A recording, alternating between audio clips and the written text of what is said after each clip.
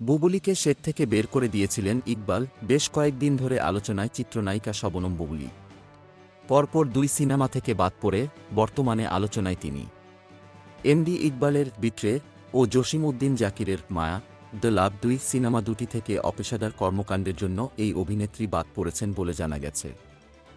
সেই আলোচনার মধ্যে এবার আগুনে ঘি ঢেলে দিলেন নির্মিতব্য বিট্রে সিনেমার পরিচালক মোহাম্মদ ইকবাল। আর টিভিকে তিনি জানালেন, শুটিং ইউনিট থেকে একবার বুবুলিকে বের করে দিয়েছিলেন। সিদ্ধান্ত নিয়েছিলেন বুবুলিকে নিয়ে আর কখনো সিনেমা নির্মাণ করবেন না তিনি। যদিও ঘটনা অনেক আগের, তবে বুবুলির বিভিন্ন মন্তব্যের কারণে সেট থেকে বের করে দেওয়ার কথা জানাতে বাধ্য হয়েছেন ইকবাল। সম্প্রতি বুবুলিকে বিট্রে সিনেমা থেকে বাদ দেওয়ার কথা জানিয়েছিলেন ইকবাল।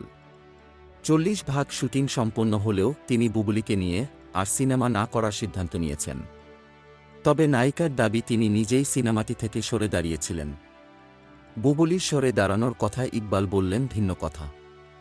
তিনি বলেন, সে বুবুলি যদি সরে দাঁড়ায় তাহলে আমার সাইনিং মানি এবং 40% শুটিংয়ের টাকা ফিরিয়ে দেক। যেহেতু সে নিজে থেকে সরে দাঁড়ানোর কথা বলল, এ নিয়ে আমি শিল্পী সমিতিতে লিখিত অভিযোগ জানাব। এ সময় যোগ করে ইকবাল বললেন, একবার কক্সবাজার শুটিং শুরু করার আগে বুবুলিকে সেট থেকে বের করে দিয়েছিলাম।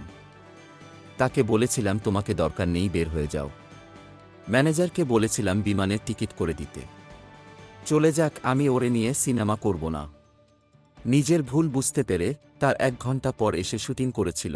বুবুলিকে কেন শুটিং সেট থেকে বের করে দেওয়া হয়েছিল জানতে চাইলে এই পরিচালক বলেন, এটা এখন বলা যাবে না। যদি কখনো এ নিয়ে বলতে হয় তখন সব খুলে বলবো। Golam Mustafa, desk report, BE news, Dhaka.